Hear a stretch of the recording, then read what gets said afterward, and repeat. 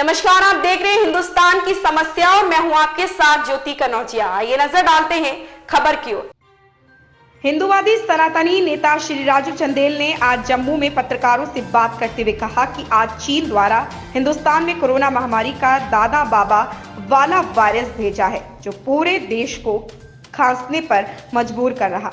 श्री चंदेल ने कहा कि हिंदुस्तान में हर तीसरे व्यक्ति को इस कोरोना के वायरस दादा ने इतना परेशान कर रखा है कि इस पर भी कोई भी दवाई असर नहीं कर रही। लोगों का खासकर दम निकलने को हो रहा है, परंतु बीमारी ठीक होने का नाम नहीं ले रही। श्री चंदेल ने देश के गौरवशाली प्रधानमंत्री नरेंद्र मोदी जी से मांग करते हुए कहा कि जिस प्रकार से उन्होंने कोरोना दवाई की वैक्सीन निकाली थी, उसी प्रकार से इस कोरोना के दादा जो लोगों के खांसने पर मजबूर कर रहा, इसकी भी कारगर दवाई जन जन तक पहुंचाने की कृपा करें और भारत का प्रत्येक जनमानस को कोरोना के दादा वायरस महामारी से निजात दिलाएं। श्री चंदेल ने कहा कि पड़ोसी मुल्क चालबाज चीन भारत से युद्ध में तो नहीं जीत सकता, परंतु हमारे देश की जनता को हर तरह के वायरस भेजकर परेशान जरूर कर रहा है। उन्होंने कहा कि हमारा देश चीन से बहुत आगे निकल चुका है।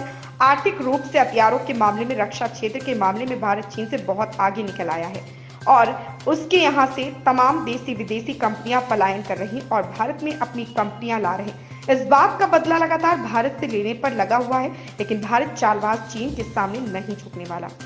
मनप्रीत सिंह, प्रदेश ब्यूरो चीफ की रिपोर्ट। इस खबर में इतना ही। मिलते हैं दूसरी खबर में हिंदुस्तान की समस्या के साथ।